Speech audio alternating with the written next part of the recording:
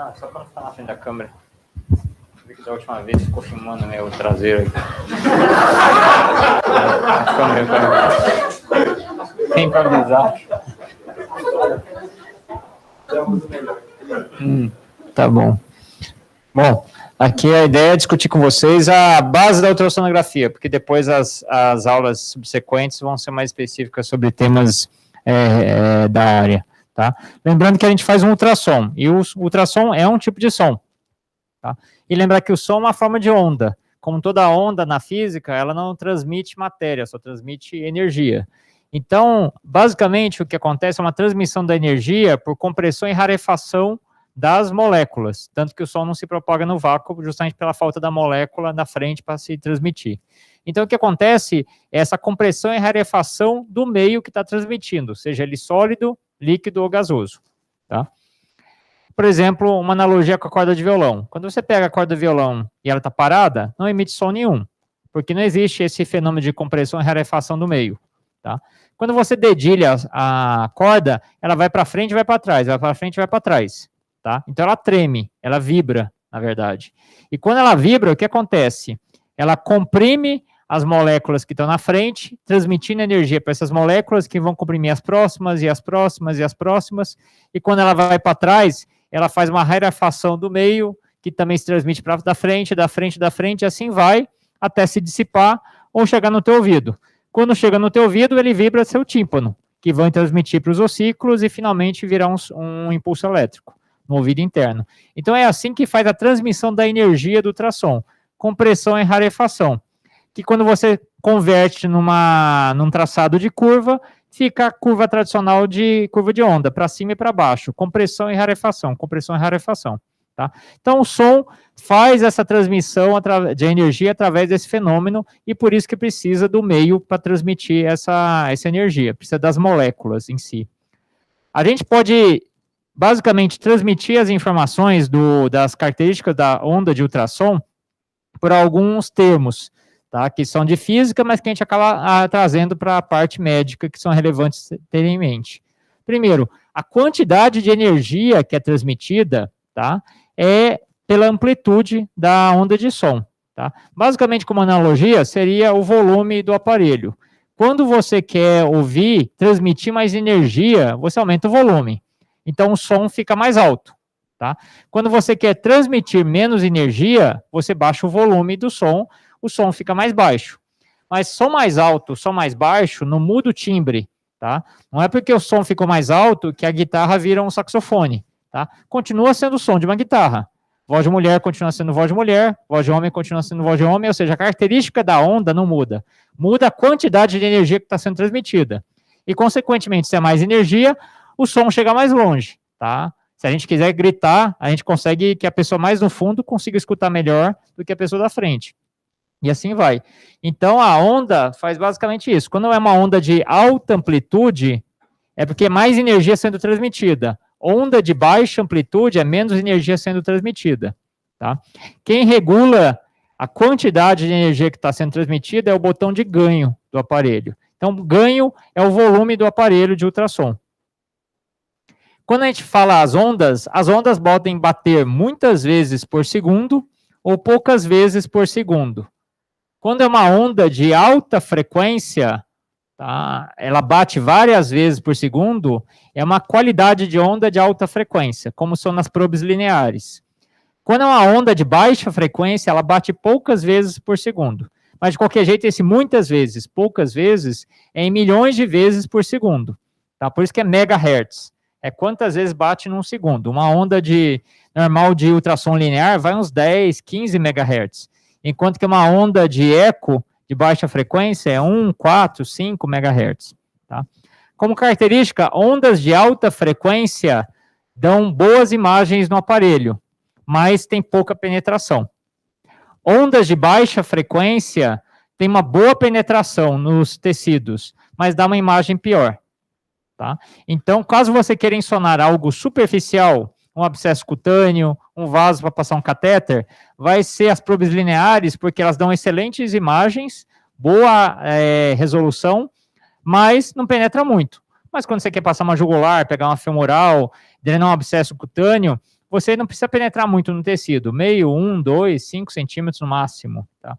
Agora, quando você quer ensonar um abdômen, um tórax, ver o eco, você quer ver 10, 15 centímetros de profundidade, 20 centímetros de profundidade.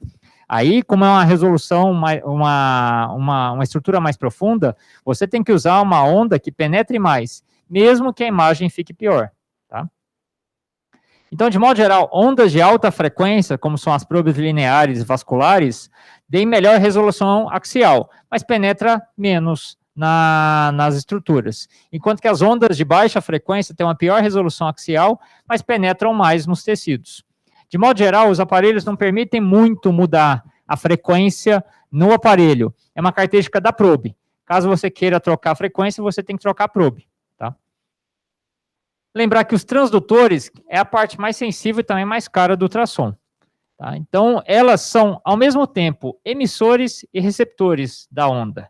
É diferente de um aparelho de som, que de modo geral só emite, e do microfone, que só recebe, tá? Então, ao mesmo tempo, a probe, ela emite e recebe o ultrassom. E ela faz isso de algumas maneiras, mas basicamente são maneiras que são pré-determinadas para cada probe. Tá? A maneira como ela vai emitir, a qualidade, ela é predeterminada pela probe. Então, é por isso que a gente divide em probes de alta frequência, probes de baixa frequência, porque, de modo geral, você não vai conseguir mudar essa frequência no aparelho. Essa é uma característica intrínseca da probe na hora que você conecta. E a parte mais sensível, ou seja, tomem muito cuidado com isso aqui, tá? Porque é a parte mais fácil de quebrar e a que a gente mais manuseia do ultrassom. Como é que é feita a imagem? Basicamente, o que se faz no aparelho de ultrassom são ecos. O som vai, bate na estrutura e retorna. O aparelho, na verdade, o aparelho, quando você coloca na tela, ele tem uma padronização na qual a probe fica na parte superior da tela. E as estruturas mais próximas à probe ficam na parte superior. As estruturas mais distantes ficam na parte inferior da tela, tá? Isso é a padronização habitual da tela do ultrassom quando você liga. Quando o aparelho é ligado, ele começa a emitir ondas de ultrassom, que são essas ondas vermelhas, que vão se propagando no material, na parede torácica, na parede abdominal, seja lá o que você está ensonando, até chegar e não encontrar nada ou refletir em uma estrutura. Aqui no caso tem essa bolinha preta. Quando a onda de ultrassom vermelha bater na bolinha preta, vai se fazer um eco. A onda vai bater e vai voltar. Esse aparelho, ele está emitindo a onda, mas ao mesmo tempo ele está escutando. Quando essa onda de reflexão voltar, que é essa onda verde, vai bater no aparelho, ele vai detectar. E com isso ele vai saber o quê? Eu mandei essa onda há tantos segundos atrás. Ela demorou tanto tempo para voltar. Eu consigo calcular a distância. A onda que voltou rápido, a estrutura está próxima. A onda que voltou mais tardiamente, a estrutura está mais distante. E com isso ele consegue construir na tela a distância com que a estrutura se encontra. E a intensidade de retorno, a intensidade do eco, faz com que as estruturas sejam muito refletoras do ultrassom, ou seja, hiperecóicas, porque ela reflete muito ultrassom, não refletem muito ultrassom, refletem poucos, então são hipoecóicas, ou não reflete nada. Tá? O ultrassom passa batido, então são anecoicas. Tá? Elas não refletem ultrassom. Então, na padronização, o ultrassom, quanto mais reflete a imagem, mais branco fica na tela. Então, o ultrassom acaba sendo degradês de cinza, tá? De preto até branco. Então, quanto mais reflete a onda de ultrassom, mais branco fica na tela. Tá? Quanto menos reflete, mais preto fica na tela. Tá? O habitual, então, é ver uma imagem como essa. Essa aqui é um parasternal eixo longo de eco, então, na qual você tem a área cardíaca, o ventrículo esquerdo, átrio esquerdo, a via de saída do VD, preta porque é cheio de sangue. Aqui, no caso, o sangue não vai refletir ultrassom, então é uma área anecoica, tá? Preta, porque o sangue deixa o som passar. Tá? Tem áreas muito refletoras do ultrassom, na qual o som vem, bate, faz um eco e volta. Por exemplo, o pericárdio. Então, elas são hiperecóicas. Tá? E o meio do caminho entre elas. Tá? Então, estruturas que refletem muito ultrassom são hiperecóicas. Branco na tela. Estruturas que refletem pouco são hipoecóicas. Fica meio cinza. Tons de cinza. Tá? E estruturas que não refletem nada, ficam pretas, são anecoicas, como, por exemplo, derrame pleural, como, por exemplo, ascite, como, por exemplo, o sangue dentro dos ventrículos. Então, lembrando, as probes que a gente geralmente trabalha tem vários formatos diferentes, mas basicamente o que vocês vão trabalhar é a probe convexa do eco, a probe curvilínea convexa do abdominal e do tórax, e a probe linear da vascular.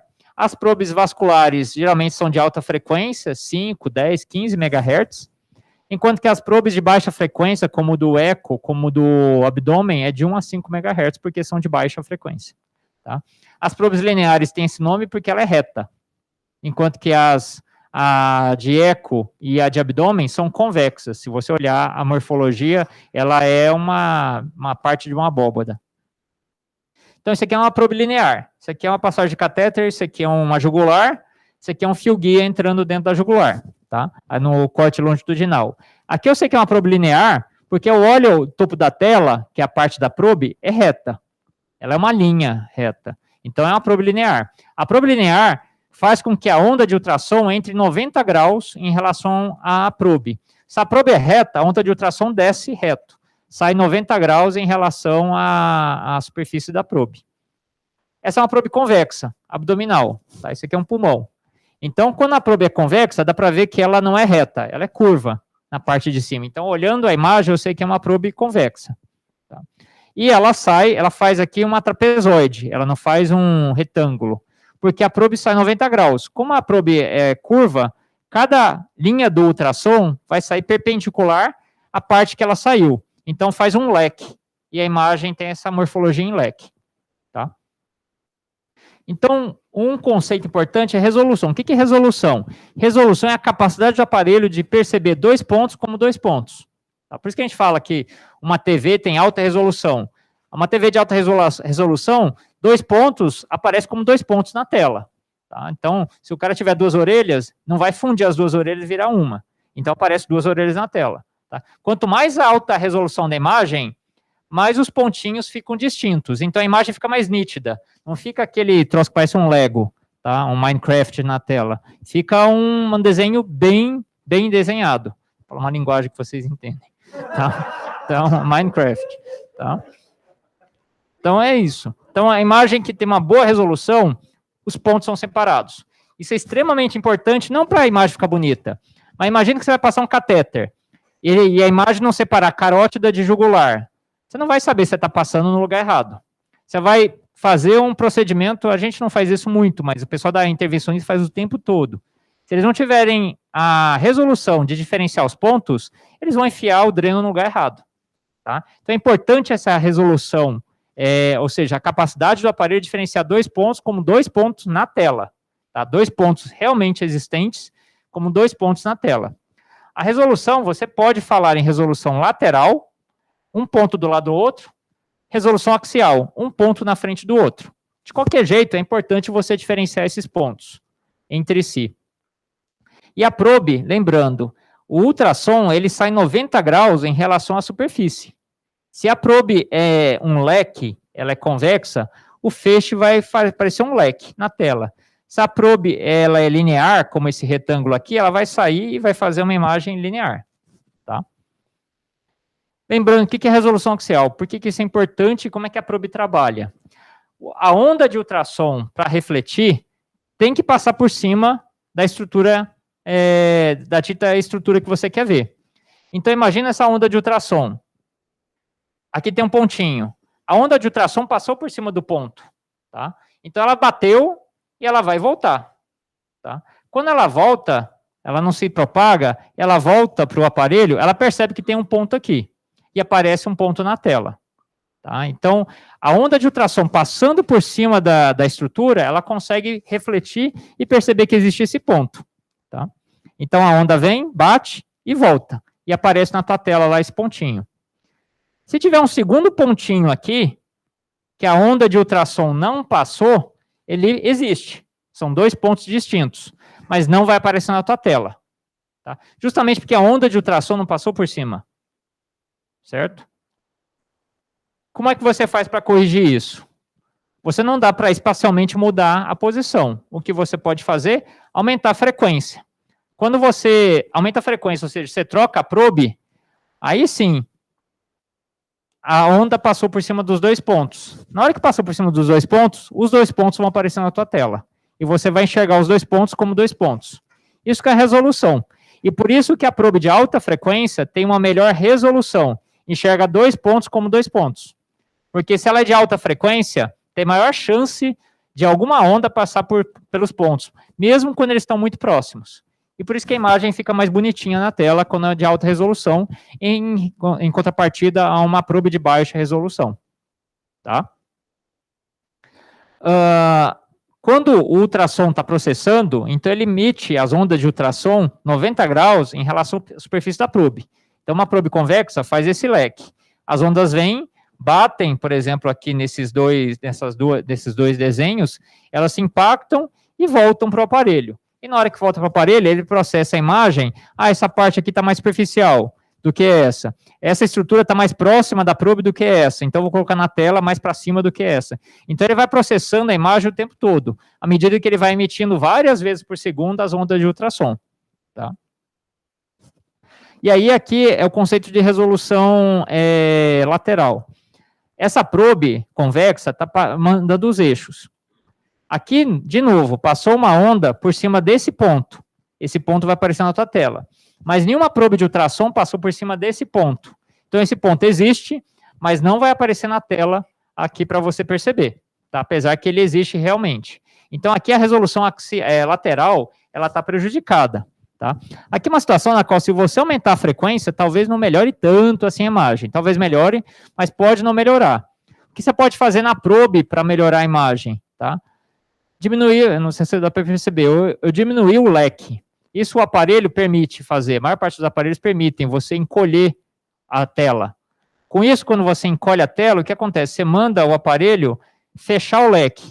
O número de feixes de ultrassom não mudou, ele só, digamos assim, focou. Tá? Então, você empilhou as ondas uma em cima da outra. Com isso, a maior chance de alguma onda passar em cima dos 2 pontos. E os 2 pontos que existem aparecem na tua tela. Você vê que a tela diminui. Aqui ela é larga, e quando você encolhe, ela fica assim.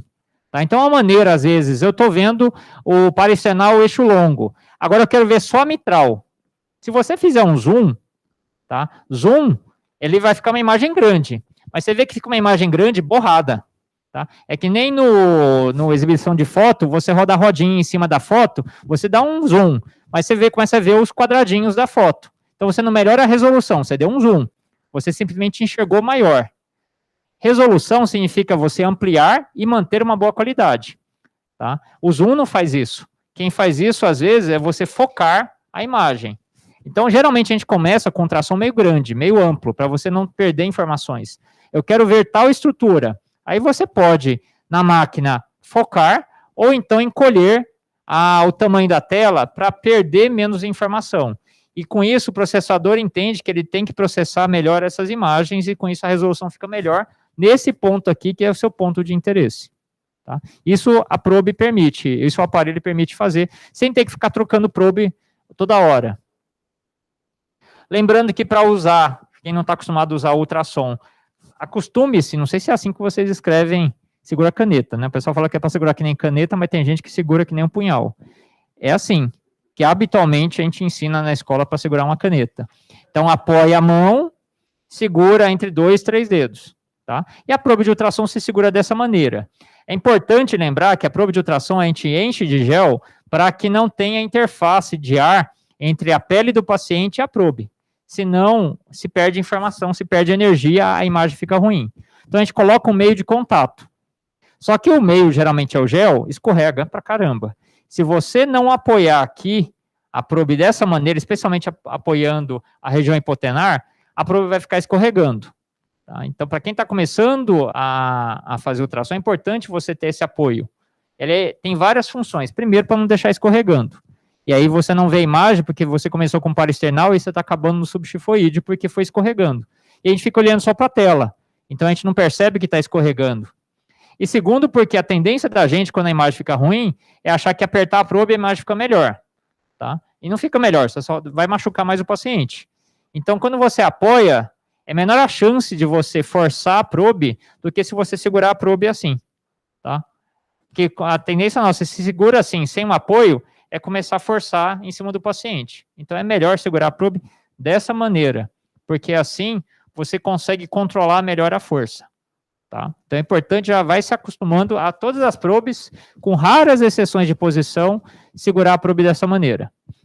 Se é mão direita, mão esquerda, tanto faz. A maior parte das pessoas aprendem a usar as duas mãos, porque geralmente quando você está fazendo ultrassom não eco, a gente usa a mão direita, porque a gente fica à direita do paciente. Tá? E quando a gente vai fazer um eco, como a maior parte das vezes a gente fica à esquerda, a gente usa a mão esquerda para segurar a probe. Tá? Mas vai se acostumando, de preferência, quem não pegou mão ainda, saber trocar as mãos para poder ir treinando virar de posição. Tá? Tem um monte de botão no eco, tanto que o pessoal chama essa parte de knobology, de knob em inglês, que é o botão. Mas basicamente tem 3 botões que vocês têm que saber, tá? O liga e desliga, obviamente, tá? Tem algum botão ou chavinha que é a profundidade, que aqui no M-Turbo é essa parte aqui, tá? No Logic é uma rodinha, e o ganho, que no Logic é uma rodinha, e aqui é esse botão aqui de ganho, tá? Profundidade vai aumentar, diminuir a profundidade da imagem, ganho vai aumentar ou diminuir o volume da imagem, ou seja, vai deixar a imagem mais branca, mais preta. Tá? Aqui era o antigo ultrassom que a gente usava, tá? Aqui, nesses vários botões, tinha o botão de profundidade e o botão de ganho. Ou seja, é que nem ventilador. Vai usar, vai lá e aprende onde que é. Tá? De modo geral, é fácil de perceber onde que está, mas é bom saber onde que está nesse aparelho. O que é o ganho? Como eu falei, o ganho é o volume, é a quantidade de energia que o ultrassom vai mandar para a imagem. Ela não vai mudar a qualidade da imagem, mas vai mudar o quê? A quantidade de informação que está na tela. Tá? Por exemplo, aqui é um 4 câmaras. Dá para perceber que a parte mais próxima da probe está melhor de ser vista. Mas as partes mais profundas, como os átrios, estão muito escuros. Até parece que tem um buraco aqui no septo interatrial, mas é porque a quantidade de energia que está chegando aqui não é o suficiente para aparecer a imagem. Tá? Então, o que eu posso fazer? Eu já vi bem aqui o ápice cardíaco, eu quero ver os átrios. Eu posso ir no botão de ganho e aumentar o ganho. Com isso, é como se o ultrassom gritasse mais alto. E mais energia vai chegar aqui na parte mais distante do ultrassom, que é a parte mais funda da tela, a parte mais inferior da tela. Com isso, a imagem aqui fica melhor. Só que o que acontece? Eu posso estourar essa parte aqui. É que nem eu gritar na sala. Quem está no fundo escuta melhor, mas quem está na frente vai escutar mais alto. Então, às vezes, quando eu aumento o ganho global da imagem, as partes mais profundas ficam mais bem definidas, mas as partes mais superficiais fica estourado o ganho, ou seja, fica aquela fumaça, tá? Que você não consegue mais ter a resolução. E cuidado, porque às vezes você começa a enxergar coisa que não tem. Tipo, começa a enxergar uma fumaça dentro da veia, acho que tem um trombo. Tá? Quando, na verdade, é só ganho excessivo. Muitos aparelhos têm esse equalizador aqui, que é o TGC, o Time Gain Compensation. Porque, às vezes, você não quer aumentar o ganho total da imagem. Tá? Por exemplo, aqui, eu quero ver melhor os átrios, mas eu não quero estourar aqui o ápice cardíaco. Então, o que o TGC faz? Ele pega a imagem e divide como se fosse fatias. As fatias mais superficiais é esse botão, as fatias mais profundas é esse botão. Então, se nessa imagem eu quero melhorar a parte mais profunda, tá? E talvez eu estou achando que a parte mais superficial está muito clara, eu quero escurecer um pouco, eu posso mexer como se fosse um equalizador. Olha, eu quero ficar mais escura a parte mais superficial, mais clara a parte mais profunda. Tá? Então, isso aqui é a tela dividido aqui, acho que aqui são 8 botõezinhos. Tá? Então, como se fosse 8 fatias de igual espessura. Isso que é o TGC. Tá? E a profundidade, lembrar daquele conceito que eu falei para vocês. Quando você coloca a profundidade muito grande, o aparelho entende que tudo que você está colocando na tela é para ser trabalhado e para ser aparecido na tela. Tá? Geralmente, para começar, tudo bem. Mas, de modo geral, depois você quer focar em alguma região, diminui a profundidade de maneira que aquela região fique melhor na tela, fique mais no centro da tela. Porque, com isso, o aparelho entende que aquela região é a região de foco, é a região que ele quer trabalhar mais. Assim você perde menos informação. E você pode ajustar a lateral do campo para melhorar a resolução lateral, que nem eu mostrei para vocês. Por exemplo, isso aqui é um ultrassom da aorta em corte transversal. Isso aqui é a coluna vertebral, a aorta abdominal, tá? Isso aqui é a porta. Tá? E a cava está aqui. Aqui eu estou conseguindo ver bem a aorta, estou conseguindo ver a cava e um pouco da coluna. Isso aqui é o mesmo corte, só que bem profundo. Tão profundo que eu estou conseguindo ver aqui a pele das costas do paciente. É a mesma imagem, só que aqui o aparelho está entendendo que eu quero ver tudo isso. Então ele está gastando, digamos assim, processamento do computador para fazer com que toda a imagem apareça na tela. Quando no final, eu quero ver se o paciente tem um flap de dissecção da aorta aqui. Com essa imagem, provavelmente você não vai conseguir ver flap nenhum. Enquanto que, olha, eu só quero ver a aorta. Então diminui a profundidade de forma que a aorta fique bem na tela. Com isso, às vezes, você consegue perceber, não sei se dá para vocês separarem, que aqui a imagem não está tão bem definida e aqui a imagem da aorta já está um pouco melhor. Tá? Então, cuidado quando vocês ajustam a profundidade, que o mais comum é você colocar muita profundidade na hora que vocês estão fazendo a imagem. Tá? E quanto à orientação, existe uma padronização da orientação, que é para ser seguido. Na tela, todo o aparelho tem uma marcação da orientação. Varia de aparelho para aparelho. Tem aparelho que é um pontinho verde. Tem aparelho que é o logotipo da empresa, tipo HP. Tá? Tem local que é um Vzinho. Cada marca tem o seu marcador. Mas, de modo geral, quando você está fazendo um ultrassom não eco, na tela, o marcador está no canto superior esquerdo. Tá? Enquanto que quando você está fazendo um eco, o marcador é no canto superior direito. Tá? Isso é uma padronização. Então, ligou, é eco, automaticamente você vai ver que o marcador vem aqui para o canto superior direito, salvo você mudou as configurações do aparelho. Tá? E quando você liga o não eco, ultrassom de abdômen, Doppler, transcraniano, ultrassom vascular, o marcador fica para o canto superior esquerdo. Tá? Salvo, de novo, você mudou as configurações da tela. Então, isso é meio padrão. Isso é importante por quê? Porque a probe tem um marcador também. A probe tem um marcador que também varia de marca para marca. Tem marca que a marcação é uma luzinha que brilha no escuro para você conseguir enxergar quando você está fazendo o aparelho. Tem marcador tem aparelho que o marcador é uma barra que fica no cabo do ultrassom. Tem ultrassom que o marcador é uma bolinha na ponta do ultrassom. Então, cada marca é de um jeito. Mas o que é importante dessa marca no cabo, no aparelho? Esse marcador é o que bate com o marcador da tela. Tá? Então, isso é importante para a sua orientação espacial, especialmente em procedimentos invasivos. Então, por exemplo, aqui, eu estou fazendo um ultrassom longitudinal abdominal desse paciente, de forma que o marcador está para a região craniana e o lado contralateral marcador está para a região caudal. Então, eu sei que na tela vai aparecer um ultrassom de abdômen, porque eu estou colocando a probe em cima do abdômen, longitudinal, e que eu sei que o lado do marcador, que é o lado do marcador do cabo, é o lado da cabeça, porque eu estou apontando o marcador do cabo para a cabeça. E o lado contralateral, o marcador do cabo, é a região dos pés do paciente, então esse lado, que é o contralateral, o marcador da tela, são os pés do paciente. Tá? No caso aqui é a aorta. Tá? Aqui é o tronco celíaco, aqui é o mesentérico superior. E eu sei que aqui é o tronco celíaco, o mesentérico inferior, e não o contrário, porque eu sei a orientação que eu estou segurando a probe. Por isso que é importante vocês saberem como você está colocando na tela, senão vocês vão enxergar do avesso. E especialmente em procedimento que vocês estão enfiando uma agulha, é importante saber, eu estou enfiando a agulha da direita para a esquerda, eu espero que na tela apareça dessa maneira, senão vocês vão fazer o procedimento eventualmente errado. Tá? Então, por padronização, e como a gente está mais acostumado a ver tomo do que ultrassom, então a gente costuma colocar, quando longitudinal, o marcador da probe para a região craniana, quando transversal no paciente, o marcador para a direita do paciente. Tá?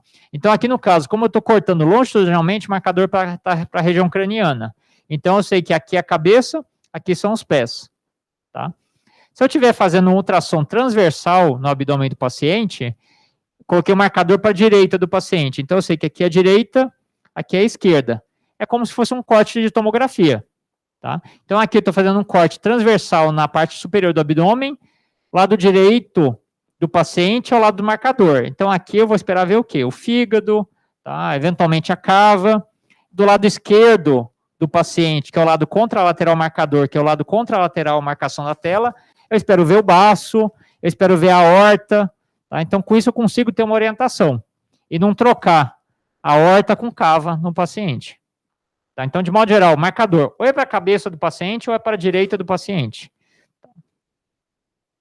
Caso vocês queiram, caso não, vocês têm que ler, melhorando um pouco, esses artigos, porque são a padronização do que é importante de vocês saberem, visto que atualmente se defende que o intensivista, o emergencista, os hospitalistas têm que ter o conhecimento básico do ultrassonografia point of care do doente. Tá? Então, essa aqui é uma publicação já antiga, mas foi a primeira dessa área, na qual se definia o American College of Chest Physicians, a sociedade, basicamente a sociedade francesa, o que eram as competências para a ultrassonografia do doente crítico. O que ele tem que saber, o que você tem que saber, procurar no ultrassom de tórax, ultrassom de abdômen, vascular, o que você, para falar que tem competência, tem que ser capaz de perceber. Isso aqui é uma padronização também internacional, desse Round of Experts aqui de 2011, que a Anvisa, a AMIB é uma das sociedades que endorça esse documento. Então, basicamente, nesse documento tem lá falando o que vocês, enquanto intensivistas, enquanto conhecimento de área básica, são obrigados a ter proficiência. Em caso vocês queiram algum livro, tá? São 2 livros interessantes. Esse aqui, da Vic Nobel, é mais um manual, mas a grande vantagem dele é que as imagens são bem intuitivas, são bem didáticas, então você consegue, olhando, entender o que está na tela, a disposição, a posição, então é mais um manual prático. Então não vai ficar falando muito de artigo, que o artigo tal falou que tal pessoa sabe fazer melhor que outra. Ele fala, pega assim, segura assado, bota aqui, roda assim. Tá? Então essa é a vantagem desse manual aqui. Tá? E caso que alguém queira um livro mais livro-texto, o Paul Mayo é um dos autores que mais publica da área, as pessoas que defendem a proficiência e a competência do intensivista no manejo, especialmente ecocardiografia, point of care, e ele tem esse livro que atualmente está na 2ª edição. Tá? O Paul Mayo é esse nova-iorquino aqui da direita. Tá?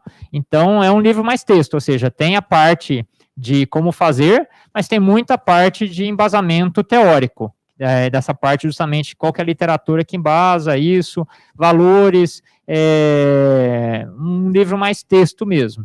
Tá? Então, são 2 livros interessantes. Esse aqui também tem um site e tem um DVD que acompanha com imagens, obviamente. Tá? E atualmente, assim, pela internet, tem uma infinidade de sites, uma infinidade de YouTubes da vida, para vocês poderem ver e treinar a imagem. Tá? Pelo menos treinar o olho, que é uma parte importante do ultrassom, vocês conseguem treinar muito bem com uma tela de computador. É que também vocês têm que treinar a capacidade de aquisitar uma boa janela, ou seja, que a gente fala, entre aspas, janelar o paciente. Fazer com que aquela coisa que você está vendo no YouTube apareça na tela quando vocês estão fazendo. Tá? E se alguém quiser, quando passar essa pandemia, fazer um curso, tá? Um dos cursos que eu achei que são interessantes, que eu fiz, foi esse aqui do American College of Chest Physicians. Tá? É um curso que, inclusive, dá um certificado de compleição. Tá? Não é um certificado de título, tá? Porque até pouco tempo não existia nos Estados Unidos o título de ecocardiografia do doente crítico. Isso foi criado mais recentemente pela Sociedade Americana de Ecocardiografia. Mas é um curso que tem uma parte online, tá? Que inclusive é um site muito bom, tá? Na qual tem cursos online, tipo EAD, um teste pré, teste pós, e são aulas muito bem montadas, assim, do ponto de vista de animação, para você entender o que está fazendo. Tá? E depois tem os cursos presenciais, que são obrigatórios, e depois tem que fazer um portfólio e mandar para lá, e finalmente ir lá prestar prova de proficiência, que é uma prova teórica e uma prova prática. Aí você completar todos os prazos em até 3 anos, você tem o título de compleição aqui da American College of Chest Physicians. Tá? Então, quem tiver ânimo e tempo de fazer, e quiser fazer um curso, esse acho que é um curso bem organizado, bem feito dessa parte. A Sociedade Europeia, aí sim que tem uma parte para isso, tá? Eles lá na Europa têm o título mesmo, é uma subespecialidade da terapia intensiva, mas que não tem um curso assim bem estruturado, com um centro de treinamento, como é o American College of Physicians. Tá? Existem cursos que existem na Europa, mas não tem um centro de treinamento, como, por exemplo, é o centro de simulação que tem lá perto de Chicago, do Chess Physicians. Então, talvez, em termos de, para treinar mesmo, esse é um curso mais organizado do ponto de vista prático. Mas é isso, basicamente, que eu tinha para falar para vocês. Isso aqui é só para dar as bases, para vocês entenderem o que é para fazer na hora que vocês pegam a probe, tá? E depois vocês treinarem, depois a gente fala nas próximas aulas as partes específicas, sobre ultrassom de tórax, ecocardiografia, abdômen, vascular, TVP, etc e tal. Alguma dúvida?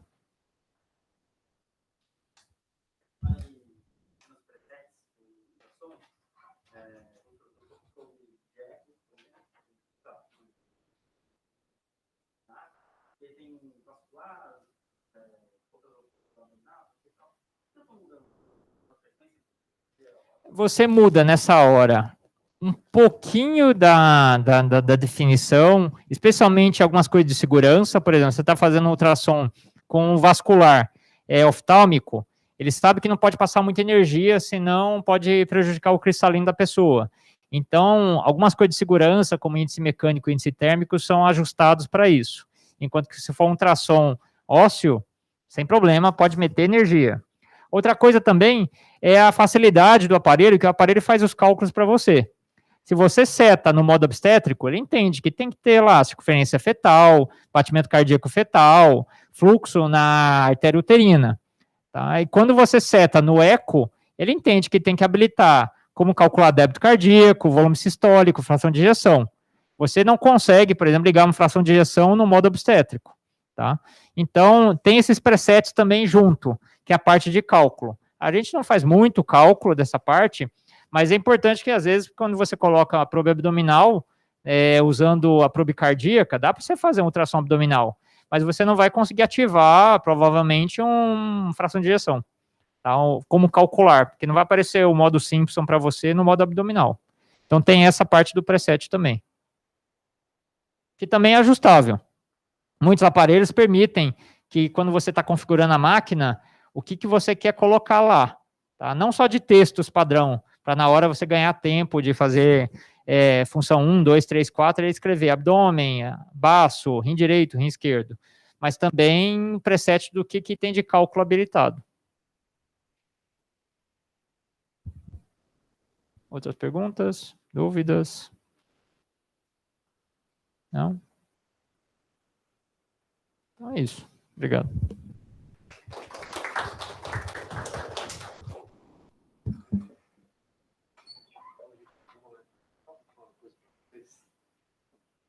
Acho que não está